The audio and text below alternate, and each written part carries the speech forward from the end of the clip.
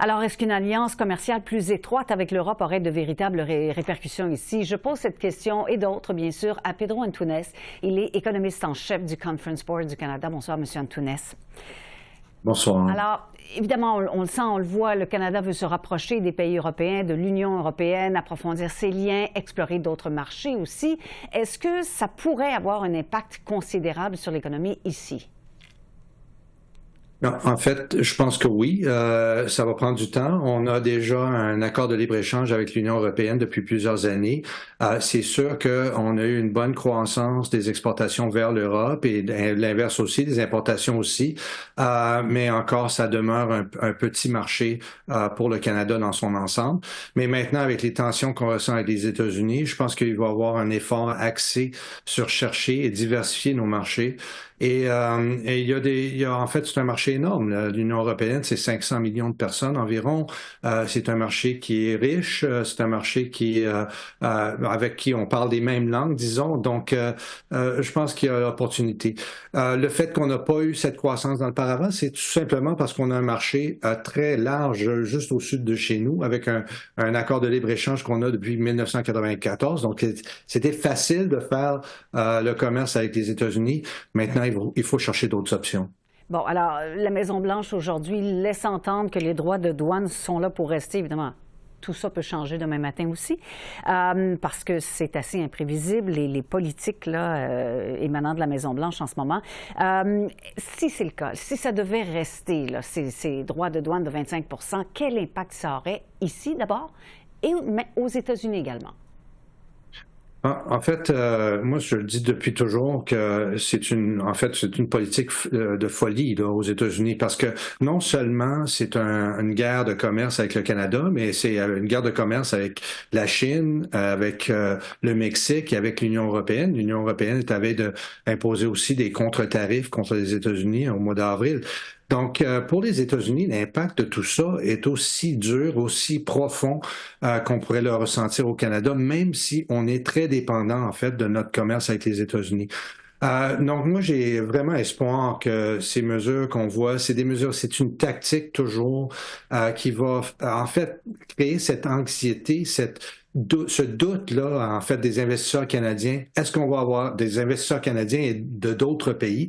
Est-ce qu'on va continuer à avoir accès aux consommateurs américains? Et sinon, ben, on va peut-être avoir, en fait, faire le choix là, de changer nos investissements vers les États-Unis. Je pense que c'est une tactique qui a marché en 2016 avec la dissolution de l'ALENA dans le temps. Et je pense que c'est les mêmes tactiques. Ce que j'espère, c'est qu'on n'ait pas, en fait, une vraie guerre tarifaire qui va endurer parce que ce serait un désastre pour tous les pays, Canada et les États-Unis inclus. Oui, Europe aussi, éventuellement. Alors, d'un point de vue, il y a le point de vue politique, évidemment, mais d'un point de vue strictement commercial, d'un point de vue strictement économique, est-ce que le Canada doit continuer à répliquer dollar pour dollar? Écoutez, c'est un choix, c'est un choix qu'on fait pour essayer de causer un peu de difficulté ou plus de difficulté, si on veut, aux Américains pour essayer de, en fait, changer cette politique, changer la direction de la politique. Mais c'est sûr que les tarifs, quand on applique des tarifs, c'est perdant-perdant. Ça veut dire qu'on perd aussi. On a des implications pour le Canada, on a des implications inflationnistes ou au moins des implications où on a moins de choix pour les consommateurs. Donc, c'est un peu, on essaie de viser des produits qui sont où on a des substituts au Canada. Je sais que le gouvernement essaie de viser certains produits pour essayer de faire le plus mal possible aux États-Unis sans avoir ces impacts au Canada, mais c'est très, très difficile de démêler, en fait, le commerce international, le commerce qu'on a très intégré avec les États-Unis. Bon, ce qui s'est passé avec les marchés, avec la bourse récemment, et on a vu quelques soubresauts, là, ça a remonté un peu pour redescendre, mais on sent une tendance à la baisse. Est-ce que ça, c'est un indicateur, selon vous? Est-ce que c'est quelque chose d'inquiétant? Écoutez, je pense que les marchés boursiers étaient un peu... Moi, j'étais du même avis que les marchés boursiers dans le sens où on ne croyait pas vraiment que ces tarifs seraient appliqués et s'ils sont appliqués, pas appliqués de façon durable. Ça veut dire, moi, je pense que ce qu'on a vu récemment, les soubresauts qu'on a vus, c'est maintenant les marchés commencent à réaliser que peut-être, effectivement, on va avoir des tarifs qui vont être, qui vont durer.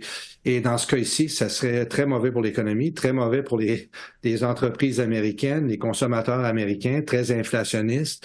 Et ce qui est intéressant, c'est que les marchés boursiers ont réagi autant aux États-Unis qu'au Canada, même plus aux États-Unis.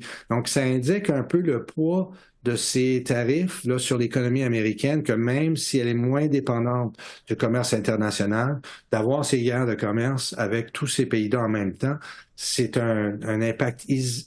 En fait, on va isoler les États-Unis. Les États-Unis vont être moins compétitifs au niveau mondial, et c'est tout simplement de la mauvaise politique économique. Bon, alors, parce qu'on peut déduire que les États-Unis sont en train de s'isoler du marché mondial, hein, évidemment, comme vous venez de le dire, pour plusieurs raisons politiques, économiques, etc. Mais est-ce que c'est viable pour les États-Unis à long terme, ça? Ben, je pense que non. En fait, c'est une formule là, au déclin de l'Empire américain, si on veut, c'est ce que cette formule donnerait. Imaginez des tarifs sur des intrants, en fait, sur des ressources. Le Canada vend en principe le déficit commercial qu'on a avec les États-Unis. C'est largement parce que les États-Unis ont besoin de nos ressources, les matières premières, qui sont intrants dans leur production, dans leur machine de production pour produire des biens et services à leurs consommateurs. L'énergie, la potasse, les minéraux, l'aluminium, hein, tout ça, c'est des intrants dans le secteur manufacturier et d'autres. Donc, imaginez si on met des tarifs sur des biens qu'on a besoin, et c'est pas vrai que les États-Unis en ont pas besoin. Nous, on vend ces produits sur le marché international à des prix mondiaux, et les États-Unis choisissent de les acheter parce qu'ils en ont besoin. Donc, c'est une folie comme politique industrielle ou politique économique. En quelques mots, en terminant, M. Antunes, le Canada, on voit, il y a des tarifs de 25 sur l'acier, l'aluminium. Il y a d'autres menaces qui s'en viennent pour le début avril. Le Canada peut tenir comme ça combien de temps? Écoutez, pour nous aussi, il ne faut pas se nier là, qu'il va y avoir des impacts, il y aurait des impacts très néfastes.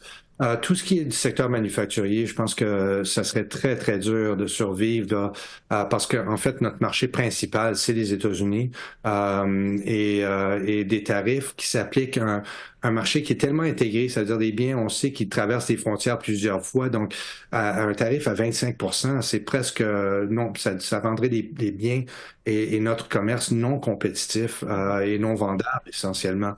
Donc, c'est très inquiétant à court terme pour le manufacturier, pour l'aluminium. Je pense qu'il y aurait quand même moyen de trouver d'autres marchés, mais ça va prendre du temps. On parlait de l'Europe tantôt. Pour certains autres produits comme le métal, par exemple, ça, c'est plus difficile parce que c'est un produit qui est lourd, donc difficile à transporter, coûteux. Et on n'a pas vraiment le luxe du temps dans ce dossier-là. Merci pour cet entretien aujourd'hui. Ça m'a fait plaisir. Merci.